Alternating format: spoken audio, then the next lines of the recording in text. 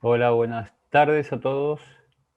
Hola, ¿qué tal? ¿Cómo les va? Hola. Buenas tardes.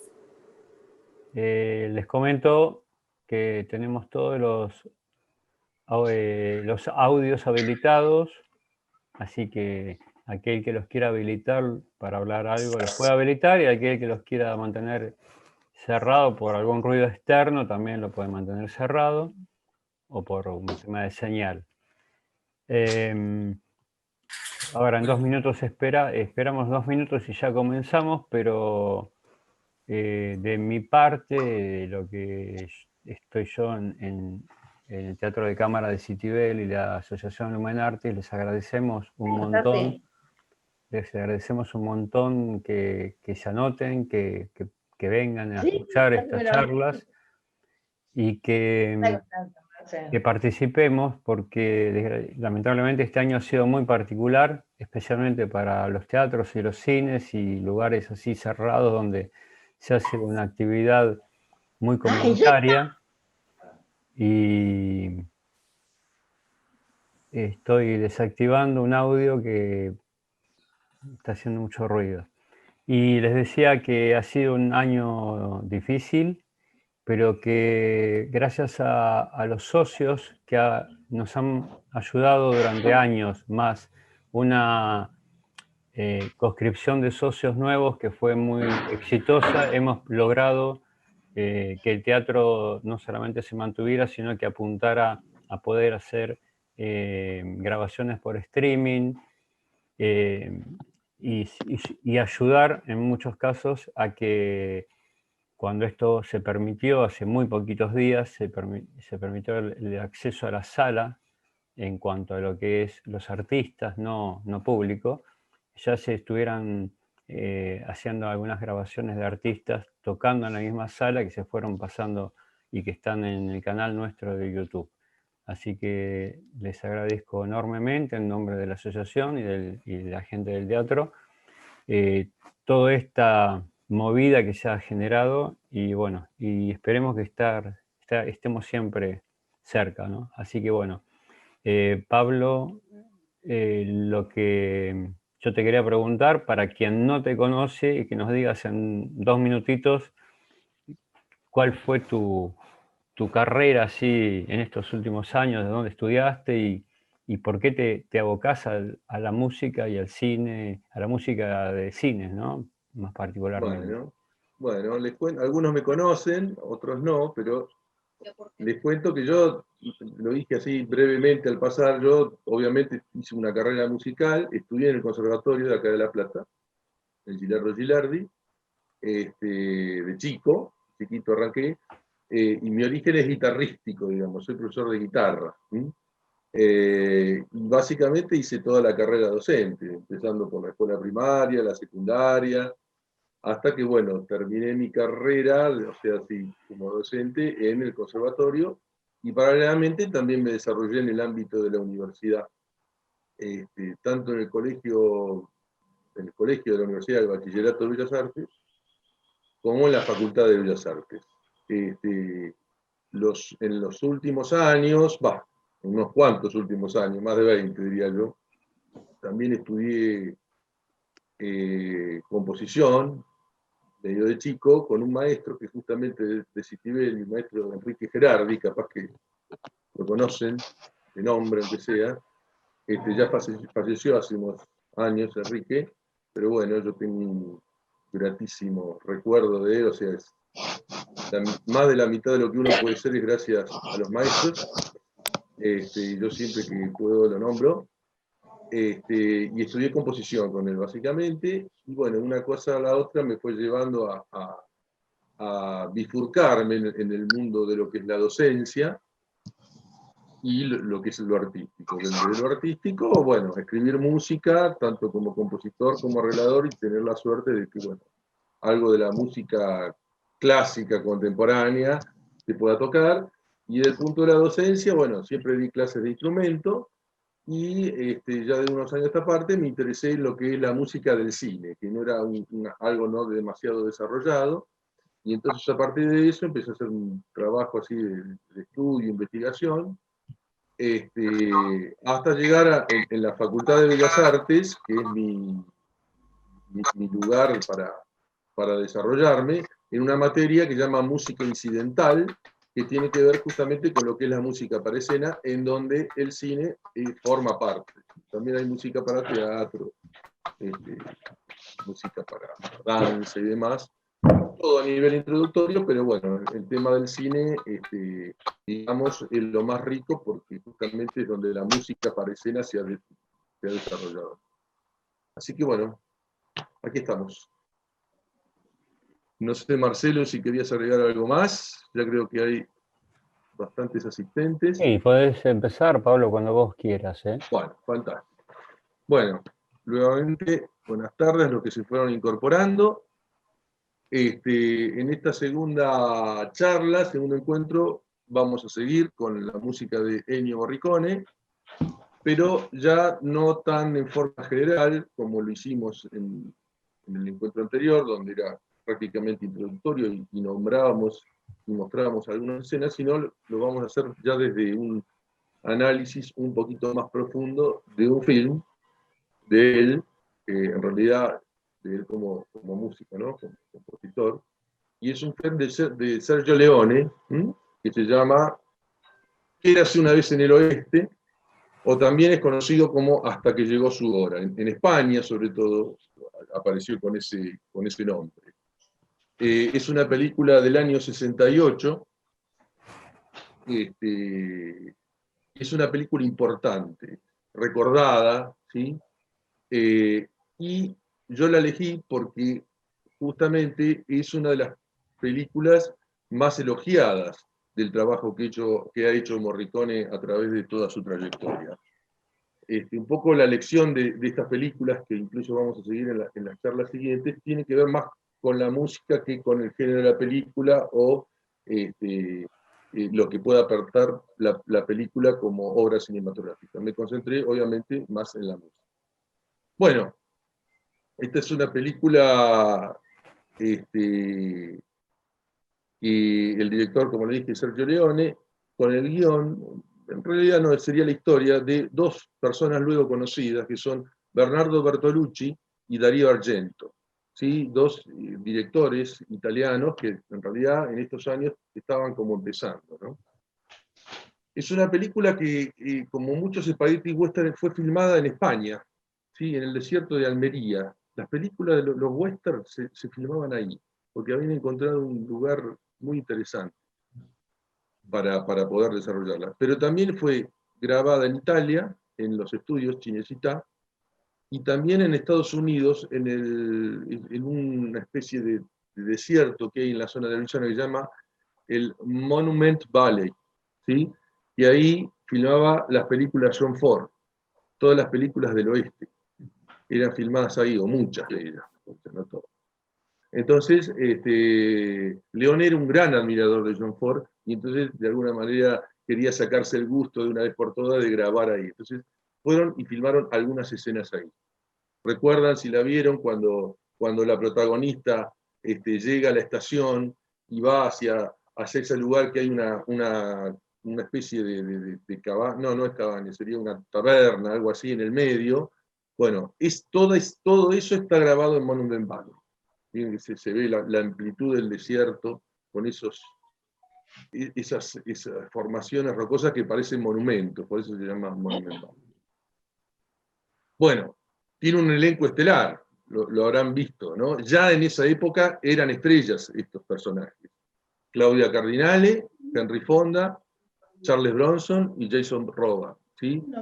Ya habían hecho su carrera, a partir de esta película todavía se dispararon aún. La película está contada como una fábula, es como una fantasía, casi como una ópera trágica, ¿no? Que representa de alguna manera una especie de cuento de hadas del oeste, en donde, lo habrán percibido, al fin de cuentas, la mujer es la que se hace cargo de las cosas. O sea, esto siempre es muy señalado, porque todos los films de Leone y los del oeste en general, los spaghetti western, siempre son muy machistas, ¿no? Bueno, acá parece que fue Bertolucci, no, acá tenemos que ponerle a la mujer un papel importante. Y si se fijan en los títulos, la primera que aparece es Claudia Cardinale. Son los tres los protagonistas, ¿no? Pero Claudia tiene un papel importante.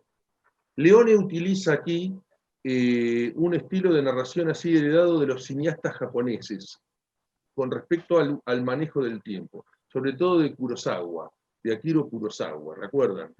Él decía que el western hollywoodense, el tradicional, era muy rápido, todos hablaban y se encimaban, las caras no llegaban a verse claramente. Entonces, él propone otro tipo de narración, más pausada, lenta, aunque de repente también hay aceleraciones en el tiempo. Lo vamos a ver, lo habrán percibido, y hay momentos en que los tiempos están como muertos o muy, muy quietos y de repente todo se acelera, ¿no? Hay casi como un barroquismo narrativo por momentos, sobre todo, por ejemplo, se ve claramente en toda la primera parte. Utilizo otro recurso en donde nada es contado de entrada en forma total o en forma clara. Fíjense que siempre ante distintas situaciones, Leone lo que hace sospechar al espectador de algo que va a ocurrir para que vaya adivinando y luego te sorprende y eso que vos sospechabas se termina confirmando. Lo hace desde el trazo general de la película, hasta en donde nosotros al final descubrimos quién era Armónica y por qué estaba ahí, lo veníamos sospechando, pero nunca terminamos de saber, hasta pequeños momentos y pequeños conflictos en donde también eso ocurre, ¿no? También otro típico recurso que utiliza Leone es el uso de la tensión y el suspenso previo a la violencia, mediante una especie de estiramiento de todo el tiempo, de tal forma que cuando llega la violencia, ¿no? En el momento violento, vamos a llamarlo así, esta no es perturbadora, sino que es de alguna manera liberadora, ¿sí? Que generó tanta tensión.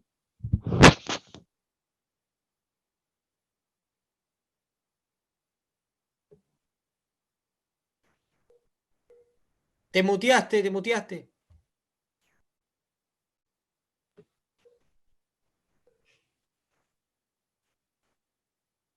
Pablo, estás muteado. Marcelo, fíjate ahí qué pasó. Censura, esto se llama censura previa. Apagó su micrófono, Pablo. Ahí me escuchan. Ahora sí. ¿No? Ahí está.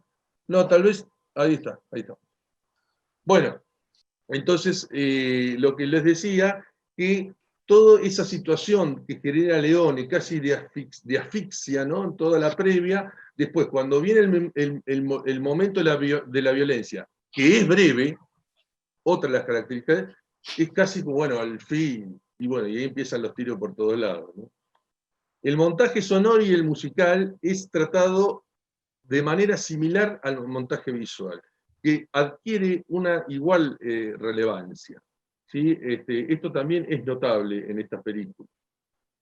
A ver, otra característica, es muy importante la escenografía, ¿sí?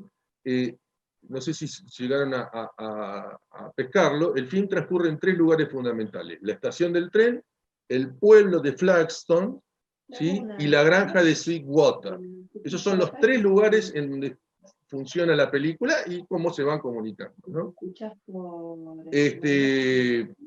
Uso de primeros planos, primerísimos primeros planos, sin la gradación clásica, que generalmente en los films clásicos había esta idea de, si se va a un primer plano, para pasar a un plano general, se supone que el director tenía que ir graduando eso, o al revés. En cambio acá Leone hace esos cortes muy abruptos, en donde de repente, no sé, enfoca los ojos de Charles Bronson y de repente mete una panorámica. Bueno, eso no era tan habitual, ¿no? Y otra cosa importante es la gran importancia del vestuario y la utilería.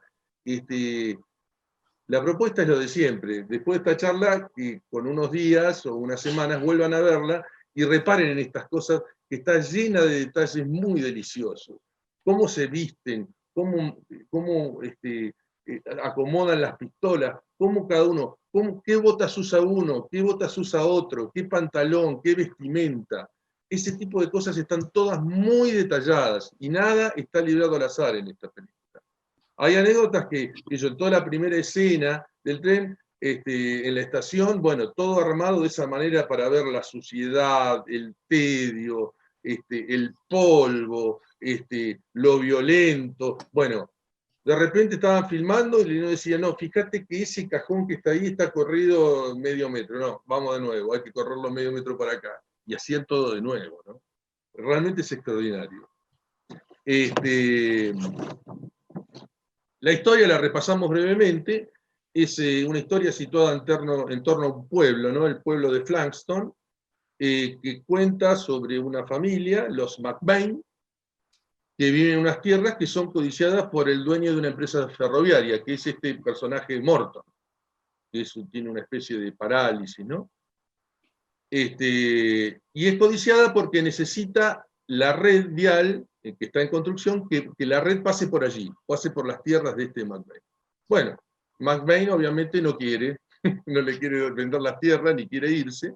Entonces, ¿qué hace Morton?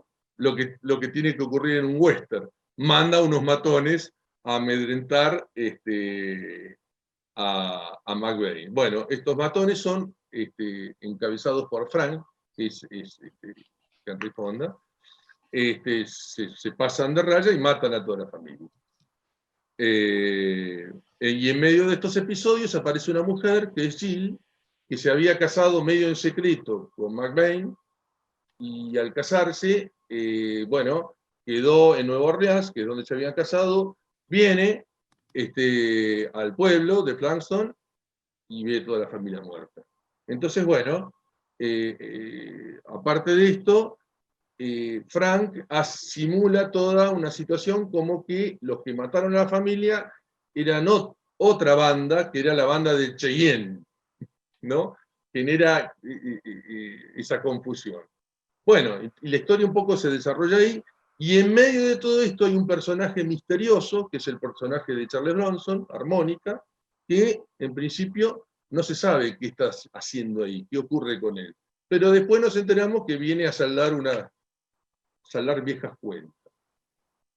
Lo interesante de esta película es que aquí hay un relato superficial, que es el de los personajes. Es una historia sencilla, clara, es lineal, o sea, no hay demasiados problemas con eso. Pero como yo les había comentado el otro día, en palabras de Gillo Pontecorvo, dice, siempre en una gran película, un gran relato, tiene que haber tiene que haber como dos historias. Una historia, esta transparente, superficial, a donde todos pueden acceder, que es clara, es contundente, y después hay una segunda historia que está, digamos, en lo profundo, y generalmente es de origen simbólico, ¿sí? Y en esta película está. ¿Cuál es esa segunda historia? Y podríamos definir a grandes rasgos en esto. Es la tensión o el conflicto que se produce entre lo que se está yendo y lo que está viniendo, ¿no? Entre el progreso y ese mundo hostil que no quiere dejar de serlo, entre el viejo Far West y el nacimiento de la nación norteamericana. Y que claramente eso está representado en la llegada del tren, ¿sí? El tren es el progreso. Todo lo demás es lo que atrasa. Y todos estos personajes que quieren aferrarse a ese mundo, estos pistoleros, violentos, vengativos, solitarios, que pertenecen a este viejo mundo, y por otro lado aparecen toda esta nueva manera de vivir y de vincularse, que sobre todo está representada por el personaje de Claudia Cardinale. Ella es la flexible, es la que se adapta al cambio de alguna manera. ¿Sí? Eso es muy claro en la película. Después vuelvan a verla y van a ver que esto seguramente se confirma. Si alguno tiene alguna pregunta, algún comentario que hacer, todo el mundo tiene sus posibilidades de de hablar, digamos, de desconectar el mood, así que por favor lo hacen, ¿eh? Siempre es bienvenido y enriquecedor. Sí, Pablo. Sí, Pregunta. a ver, De, ahí aparecieron dos, sí. de Mónica, sí, gracias. De la Sí. historia, ¿por Sí. qué el nene le dice mamá murió hace 6 años y él le dice anda a buscar a tu madre? ¿Eso es Claro. como lo onírico? ¿O él no, piensa porque, sí, eso, en realidad McBain es viudo, es era viudo. viudo? O sea, Él era ella viudo y madre de los chicos. se vuelve a casar y considera que Claudia es su nueva madre. O sea, todo esto siempre, esa es otra de las características. Hay poco diálogo, hay poca explicación y todo está sugerido a propósito, obviamente. Entonces yo también cuando la vi como es la madre, no es la madre. No, después se Yo confirma. pensé si era la madre, No, yo pensé, no. digo, habrá sido ella, ¿por qué se habrá ido? Y entonces no me enteraba de por qué se había ido alguna vez. Sería la madrastra. Ah, claro, a futuro. Bien, había otra pregunta. Sí. Sí, no, más que pregunta, que, hola Pablo, ¿cómo andas? Buenas ¿Qué tardes a haces, Juan todos. Pablo? Bien, una observación, hablando de esto del progreso y lo viejo, Sí, hay también una dicotomía entre el hombre de negocios y el hombre de acción, sí, que está esa antigüedad porque el hombre de negocios, Morton, utiliza métodos de los hombres de acción. sí, Los hombres de acción, viste, hay diálogos entre Charles Bronson y Chayanne, sí. que hablan sobre, y Frank al final, que hablan sobre esta cuestión de si sos hombre de negocios, sos hombres de acción. Y queda todo ahí en esa ambigüedad, que a veces uno usa unos métodos del otro, en algunos momentos los hombres de acción piensan en las cuestiones de los hombres de negocio, y también el hombre de negocios, Morton, termina siendo un terrible personaje, en algunas cuestiones peor que los hombres de acción. No, igual el Sí, personaje de Fonda más malo no puede ser porque ya se mete hasta con los chicos, ¿viste? Es terrible. Pero sí, es sí. más, si uno ve una lectura así un poquito, ya nos metemos con la música, pero es importante entender bien la historia porque la música habla de ella, ¿no? El personaje de Fonda, Frank, quiere dejar de ser un pistolero. Es más, se quiere meter en el mundo de los negocios. Por eso quiere, de alguna manera, empieza a serrucharle el piso a Morton, que por eso Morton se da cuenta y lo manda a matar, obviamente. Pero lo que pasa que lo traiciona su propia esencia, porque Frank, por más que quiera evadirse, es un pistolero. Y eso se ve en el duelo final. Es un pistolero, es un matón, ¿no? Que quiere, pero el mundo no lo deja, ¿no? No lo permite su propio mundo. Bien.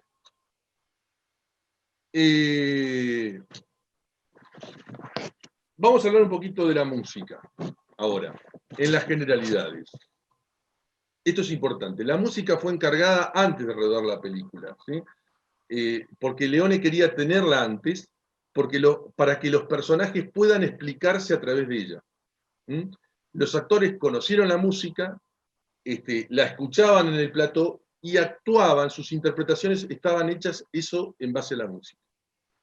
Y el montaje y la cámara, o sea, los movimientos de cámara, también fueron amoldados a la forma musical, ¿sí? A las partes de la música, a los creyendo, a los disminuyendo, a todo ese tipo de cosas, tanto la actuación como los movimientos de cámara y también después el montaje final, o sea, el tema de los cortes y todo eso. Esto no es habitual, creo lo hablábamos el otro día al final de la clase, no es tan habitual, ya que lo común es que la música se deje para lo último, porque hasta por una cuestión de costos. O sea, grabar la música antes es mucho más caro, porque lo más probable es que después se tenga que volver a hacer otra sesión de grabación. Entonces hay que tener a los músicos 15 días antes, 15 días después. Grabar a la orquesta 15 días, o sea, hay que pagar doble, básicamente. Entonces, por una cuestión de costo, nunca se olviden que el cine es una industria, siempre se tira a grabar al final. Hay una unidad constructiva en cuanto a lo que hace Morricone, una idea de que toda la música de la película esté de alguna manera ligada, ¿sí? Es decir, esto se escucha con las repeticiones, con algún desarrollo temático o alguna conexión entre un tema y otro. Esto ocurre habitual, pero no necesariamente siempre, ¿sí? Hay, no sé, hay películas que tienen música que no buscan esta unidad, ¿sí? Por ejemplo, no sé, alguna película de Tarantino, 2001 Odisea del Espacio, está bien, que no es música original, sino, pero ahí ponen un tema, ponen otro tema, por decir algunas películas muy conocidas, ¿no? Bien. Y esto, lo que viene es muy importante. El trabajo de Morricone está basado en lo que llama los leitmotivs, ¿sí? Esta palabra seguramente la han escuchado alguna vez. El leitmotiv, básicamente en el cine, es un fragmento musical, generalmente una melodía, pero puede no serlo, puede ser una célula rítmica o algún otro tipo de motivo, un señalamiento tímbrico y más, pero generalmente es una melodía que está asociada o representa algo importante dentro de la narración. Por ejemplo, un personaje. Puede ser también una idea, un concepto, ¿sí? O hasta una determinada situación. No sé, el amor entre dos personajes. Recuerden que en Casablanca, el famoso tema, según pasan los años, representa el amor entre los dos protagonistas. No representa a un protagonista. Bien. Aquí tenemos 5 leitmotivs. En realidad serían 4 y un quinto, pero que no es tan importante, en donde cada uno está asociado a un personaje. Es decir, tenemos el leitmotiv o el tema, también podríamos llamarlo así, el tema de armónica, el tema de Frank, el tema de Cheyenne y el tema de Jill. Y después también está el tema de Morton. Es decir, cada uno de esos temas están asociados a esos personajes. Realmente va a aparecer la música cuando ellos aparecen, o cuando ellos se los nombra, o cuando se los citan, y los va a acompañar durante toda la película. Y como es en la forma clásica, cuando ellos van muriendo, esos temas también van desapareciendo. A menos que quede uno vivo, por ejemplo, es Jill, que así termina la película, con su propio tema, ¿sí? Puede morir o puede también desaparecer simbólicamente. Bueno, eso vamos a terminar de ver. También es cierto que estos leitmotivs están asociados también a lo que representan los propios personajes. ¿Qué sé yo? Por ejemplo, los temas de armónica y de Frank representan a la venganza, a la muerte, al misterio, y en cambio el tema de Jill está más asociado al progreso, a lo vital, al nacimiento de la nación. ¿Sí? Por eso es el tema de Jill, por un lado, y también es el tema principal de la película. Así en el soundtrack figura, tema de Érase una vez en el oeste. Y estos leitmotiv es como en la ópera. En realidad, ustedes saben que el concepto de leitmotiv viene de la ópera, ¿sí? De la ópera europea. La traducción podría ser motivo conductor. Y es un concepto que desarrolló sobre todo Richard Wagner, ¿no? No lo inventó Wagner, pero lo desarrolló hasta su máxima potencia, digamos, ¿no? La instrumentación es muy variada de toda la película. Está desde el orquestal sinfónico, con orquesta de cuerdas, ensamble de percusión, hasta instrumentos de timbres, lo que llaman instrumentos de timbres pobres, la armónica, el banjo, la guitarra eléctrica, el silbido, ¿sí? Y acá hay una cosa importante que señalan los que estudian a Morricone, que una de las características importantes de él que utiliza, esto es un término un poco pretencioso, pero bueno, yo voy a citar tal cual lo definen. Una tripartición estilística. ¿Qué quiere decir esto? Que en sus temas, en sus fragmentos musicales, Morricone enlaza 3 estilos. Uno, el estilo arcaico, es decir, con uso de instrumentos pobres, el silbido, la armónica, el arpa de boca, o la ocarina, o la flauta de pan y demás. Después hay una especie de refinamiento de ese estilo arcaico, o sea, porque está bien tocado, está como estilizado, e incluso hasta se convertiría en algo moderno para esa época, en los años 60, que es el típico uso del sonido del rock de los 60. Hay algo de eso en esta película. Y por último está el estilo pseudo-sinfónico, ¿no? Formada por la orquesta de cuerda y los coros. Entonces, con esta simple operación de superposición que hace Morricone, llega a distintos públicos, y eso es lo que se elogia de él como compositor, ¿no? Es como, lo nombran así, interclasista, intergeneracional. Es culto y es popular a la vez, es conservador y es moderno a la vez, y le gusta a todo el mundo. Pero también eso está medido, está pensado, no es una casualidad. El tono general de la banda sonora es más bien melancólico, nostálgico. Hay como cierta blandura. No está la música como los anteriores western de Leone, donde había trompetas, alaridos, tipos gritando, coros masculinos, guturales. No. Aquí es todo mucho más calmo, porque en el fondo este es un western crepuscular, ¿no? El western crepuscular en general cuenta la historia, el nacimiento de Estados Unidos, pero ya de la última etapa, o sea, casi llegando a finales del siglo XIX, ¿no? En donde justamente en muchos films aparece el tren, que es donde digamos, representa el avance de la civilización por el viejo Far West, lo que decíamos hoy. Bueno, después dos cositas más. Desde lo auditivo, la música generalmente aparece en un plano fuerte, o sea, se escucha claramente, se percibe la música, no está de fondo, está siempre en un primer plano, o casi siempre. Y la música casi nunca describe la acción que vemos, ni se acopla, ni es rítmica, sino que más bien nos sitúa espacial, temporalmente, y básicamente está dedicada a la descripción de los sentimientos de los personajes. ¿Sí? Básicamente es eso, muchas veces son temas internos, ¿no? Nos muestra algunos aspectos de su personalidad, sus anhelos, sus emociones. La música lo que hace es eso, acompañar al personaje, no a la acción. Entonces, de esta manera, la música se convierte en un elemento casi visible del film, ¿no? Morricone consigue que la música, de alguna manera, con estas características, sea como un protagonista más. ¿Sí? O sea, están los protagonistas que tienen su música, pero la música dice, wow, mirá qué tema, o qué sé yo. Bueno, eso se logra, ¿no? Este es uno de los grandes aportes que hace Morricone al western, ¿no? Esto de utilizar la música de esa forma. Y por último, también lo que comentábamos el otro día, para la redundancia, que con estas características la música de Morricone comenta la escena, ¿sí?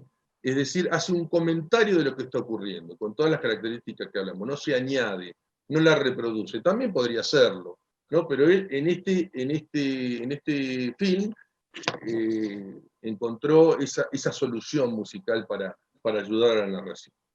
Bueno, vamos a empezar a escuchar los ejemplos y ver. No sé si a alguno le quedó alguna duda o tiene alguna pregunta que hacer. Bienvenida. Bien, perfecto. Entonces, vamos a empezar a compartir la pantalla. Lo que yo hice es seleccionar algunos momentos, ¿sí? Son 6 o 7 momentos, en donde se ve claramente cómo utiliza Morricone su música, y podría haber elegido más, pero después ya sería redundante porque hay como una unidad de criterio para la utilización. Bueno.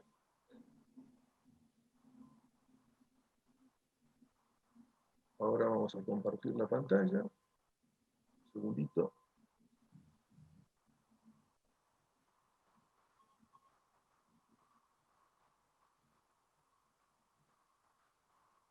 ¿Está bien? Estoy acomodando.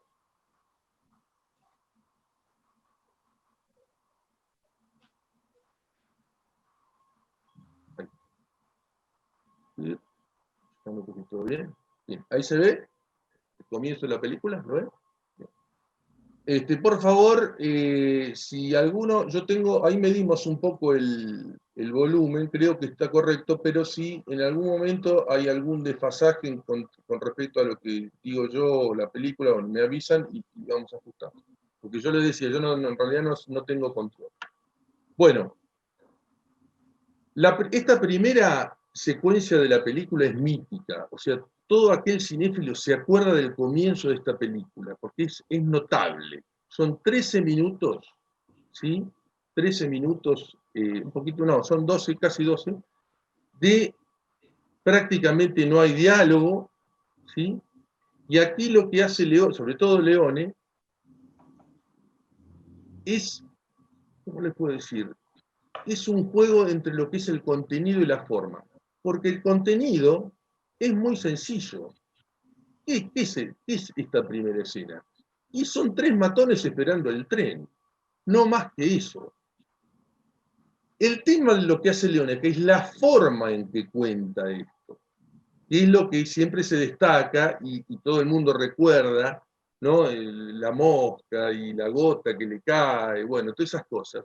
Porque justamente lo que está haciendo Leone, acá lo dijimos así en forma general, pero aquí es notable, es buscar la dilatación del tiempo, ¿no? Estos silencios, estas miradas, la diversidad de los planos, los encuadres, los movimientos de cámara, los manejos del tiempo narrativo con dilataciones, con contracciones, cosas generales, cosas muy detalladas, continuidades, elipsis, ¿no? Actitudes intrascendentes, tedio, tensión, son todas características de esta primera parte. Vamos a escucharla y voy comentando algunas.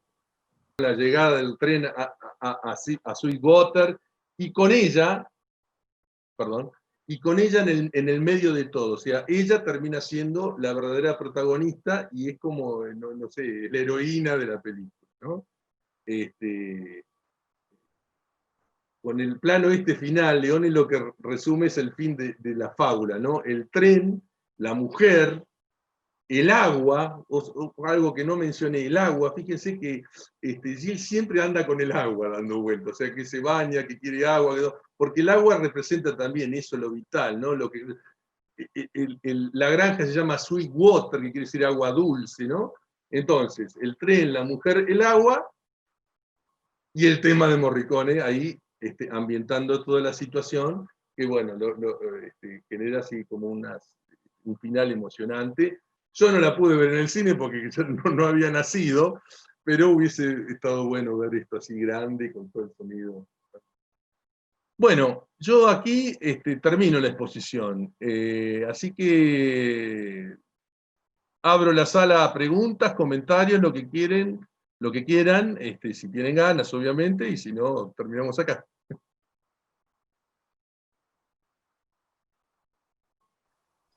Ahí como comentario, yo te diría, cuando hablaste de que esto se filmó en España, sí. En realidad cuando uno se acuerda, uno se acuerda. Uno, como decías vos, uno era muy chico, pero digo, cuando uno vuelve a ver las películas de la década del 60, sí. Te das cuenta que fue una década, yo diría, bastante particular. O sea, muchas películas se hacían en España por razón de presupuesto, sí. Y las grandes superproducciones, uno puede pensar en el Cid, 55 días en Pekín, una gran cantidad de películas se hacían ahí por los desiertos que tenían.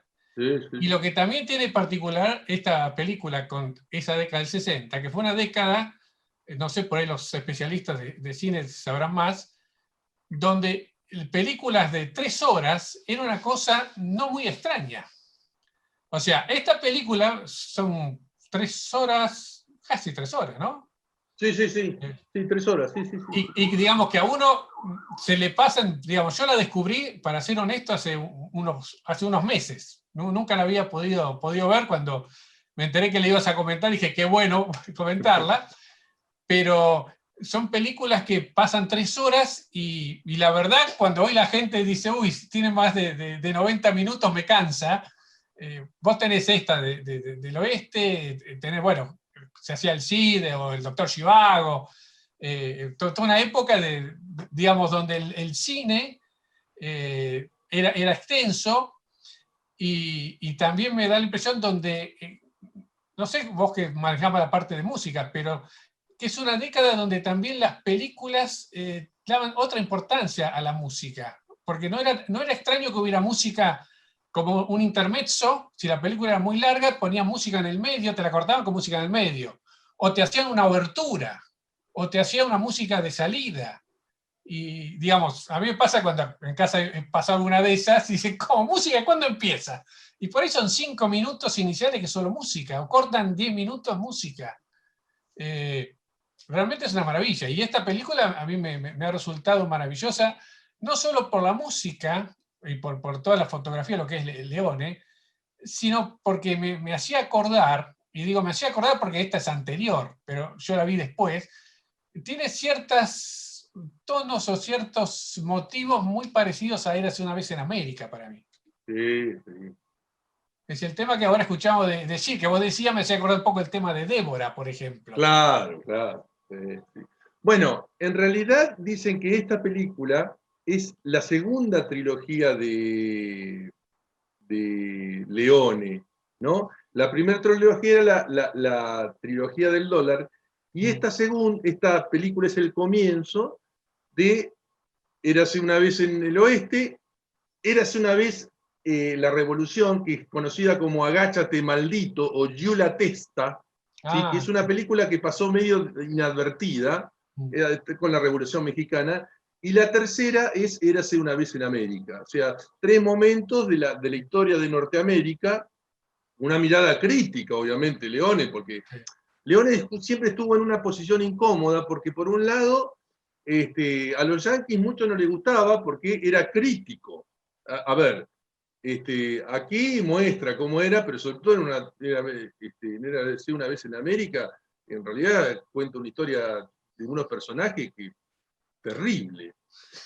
Pero, sin embargo, los italianos también lo criticaban a Leone, porque él no hacía música, no hacía películas nacionalistas, o sea, con temáticas italianas. Entonces estaba, pobre tipo, pero bueno, él eligió eso, ¿no? Muy bueno el comentario, Agustín. Hay una cosa que, con respecto a que también tiene que ver con lo de España, por si a alguno le interesa, hay una película en Netflix, un documental que se llama Desenterrando Sad Hill, que es... El cementerio. ¿El del cementerio? El del cementerio, exactamente. Que cuenta toda la historia de cómo, digamos, de cómo en ese pueblo de España, desenterrándolo arqueológicamente, encuentran todo lo que era, digamos, el escenario con el que filmó Leone. Y no es que solo sea eso, es la historia del pueblo en relación a la película, cómo el pueblo recupera la historia, y tenés toda una mirada alrededor de cómo hace cine Leone. Que este tema de la circularidad, digamos, en lo que se centra ese cementerio, es ese círculo que tiene, donde se produce el duelo entre Eli Wallach, Clint Eastwood y Lee Van Cleef en El bueno, el feo y el malo. Entonces está bueno porque me parece que como que complementa el cómo trabaja Leone. Porque Leone, quiero decir, este diálogo que arman Morricone y Leone es súper simbiótico. Es decir, es muy difícil desprender a uno de otro, ¿no? Y me parece que ahí en la película uno puede, se excava en la película, y creo que también se excava y es lo que decía recién Pablo también. Digo, él elige una forma muy crítica de contar todo. Es crítico para rever el western, es crítico para ver el tema de los gángsters, es crítico para ver el tema de la revolución. Es decir, todo lo que no quiso ver el cine norteamericano cuando contaba esas historias, él dice, yo lo voy a mirar. En ese sentido, Érase una vez en América es como la vuelta de tuerca total. Sí, totalmente. Muy bueno, muy bueno. Pablo, hay una pregunta sí. en la conversación de alguien que no tiene micrófono. A ver. Mariano Skerl, ¿la ves? Sí, Mariano, pero no me anda el mic. En la escena de Frank que asesina a la familia, cuando le dispara el hilo final, el acorde o nota que suena es exactamente el mismo que la del inicio de El éxtasis del oro. Esto es un guiño a esa película, tiene un significado característico ese sonido para Ennio? Si alguien puede leerla, gracias. Sí, sí, o sea, a ver, Morricone se autocitaba permanentemente, porque él, en esos años sobre todo, había encontrado como una fórmula, ¿no? A ver, Morricone en el año 68 hizo 20 películas, 20, ¿sí? Y en el 69 hizo otras 20, y en el 67... O sea, recién baja su producción así brutal en los años 80, que empieza a elegir un poco los trabajos y demás. Obviamente, ante esa situación, o sea, él de alguna manera tiene que encontrar un mecanismo de reencarnación musical, vamos a llamarlo así, porque si no, bueno, tendrían que ser, habría que sospechar de muchos Morricones, ¿no? Si haces un paralelismo, nos podría decir que es una especie de Rossini de la música del cine. Sí, seguramente. Va retomando sus propias músicas y va creando. Sí, por ejemplo, este mismo tema para no. El otro día descubrí una película que se llama Mi nombre es Nadie, o sea, con Terence Hill, utiliza un fragmento del tema que me parece que es, no sé si es de Eras una vez en América o en uno de estos, o sea, el mismo tema, con otros instrumentos y disfrazado, ¿no? Bueno, típico. Y después las texturas también, no solamente, no es que saca una melodía así, sí o sí, sino que también saca la textura. Y para colmo, después Tarantino usa sus mismos temas en otras películas. Así que bueno, ahí el tipo tiene todo, ¿no? Y también algo del tema el tema más operístico, lo tiene también en Cinema Paradiso. También, hay rasgos del mismo tema en el tema de Amor de Cinema Paradiso. Sí. Es decir, él va agarrando un poquito de cada lado. Sí, sí. El tema de Amor de Cinema Paradiso igual saben que es del hijo en realidad. En realidad el hijo lo inició y entre los dos armaron el tema de Amor, el último, el de cuando muestra todos los cortes de los besos. Ahí incluso en los títulos hizo hijo, tema de, no me acuerdo si es Giovanni, Morricone, no me acuerdo cómo se llama el hijo. Pero ese mismo tema, si después lo escuchan, en Los Intocables, ¿sí? Hay una pieza que es muy parecida, que es él lo llama el tema de los amigos, que es la primera vez cuando aparece Sean Connery en el puente. Sean Connery y ¿cómo se llama el actor? Andy García. Andy García y Kevin Costner. Kevin Costner y Sean Connery, la primera vez que se encuentran en el puente, hay una música que es que Morricone llama el tema de los amigos, que tiene un aire muy parecido, está tocada con saxo, muy parecido al tema final de Cinema Paradiso. Así es.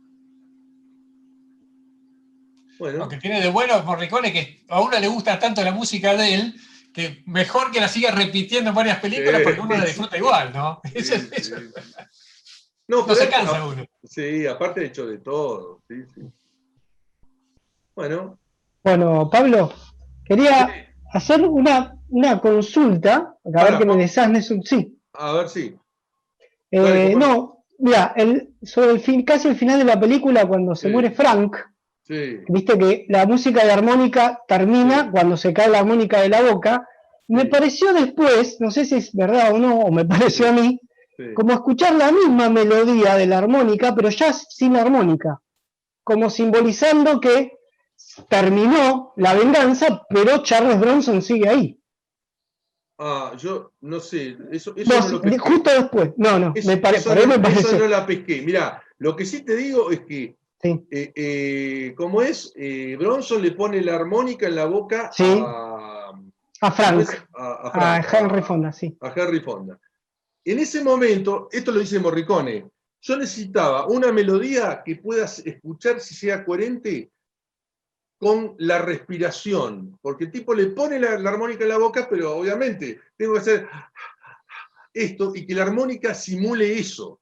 Recuerden que la armónica es un instrumento como todos los así como el bandoneón, tiene esta lengüeta, que si se expira suena una nota y si se inspira suena otra, es como con el fuelle. Yo abro el fuelle, es una nota. La misma tecla apretada, si voy para adentro, suena otra nota. Por eso es tan difícil el bandoneón.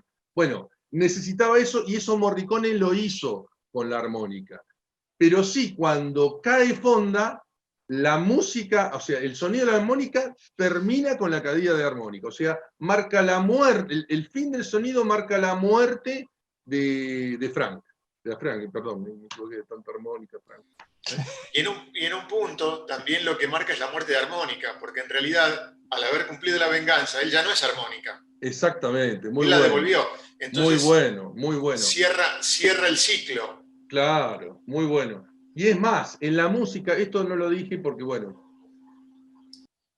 el tema de Frank, cuando aparece por primera vez, cuando mata al chico, está la armónica, porque un poco simboliza eso desde lo musical, porque armónica y Frank son como son las dos caras de una misma moneda. Es más, armónica vive gracias a Frank. O sea, Bronson es armónica porque el que le dio nacimiento es Frank. Por eso sus músicas siempre están fusionadas, y se intercalan, y se mezclan. A veces aparece solamente la música de armónica, o sea, el timbre de la armónica, pero cuando aparece Frank siempre está, hace este contrapunto Morricone. Esto también lo dice claramente. Y ustedes saben, yo lo había visto hace mucho, pero cuando la analicé yo decía, ¿por qué el leitmotiv? ¿Por qué? A ver, lo coherente sería, la buena asignación es, si yo tengo un leitmotiv, bueno, ese leitmotiv tiene que acompañar al personaje, y este otro leitmotiv a este otro personaje, de forma esquemática lo estoy diciendo, ¿no? Pero generalmente ocurre eso. ¿Por qué aparecen mezclados estos? ¿Por qué estas músicas están siempre mezcladas? Entonces, bueno, me di cuenta al final, claro, porque en realidad son lo mismo. Es decir, Frank le dio nacimiento a armónica, de alguna manera. Y eso lo anticipa Morricone desde el principio. Obviamente nos lo muestra inconscientemente. Nosotros no percibimos eso al principio, ¿no? Pero después cuando uno analiza, y sí, es así, es perfecto como lo hace, ¿no? Es perfecto. También hay una cosita que es que Morricone hace toda una continuidad de los agudos en toda la película. Sí. Es decir, él va arrancando desde el ruido de la tiza, al ruido del molino, al ruido del silbato del tren, y entonces, en un punto, todos esos agudos los va manteniendo como el sustrato total de la película está como puesto en ese lugar. Mirá, sí, claro, claro. Que además te lo va dosificando él en ese... Sí. Totalmente, sí. Muy bueno. Bueno, ¿alguna otra pregunta o intervención?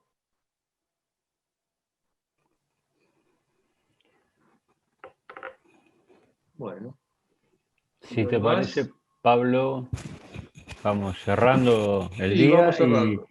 Y ya les comento que ya está habilitada la inscripción para el próximo jueves a través de la página de Luminartis, www.luminartis.org, ¿no?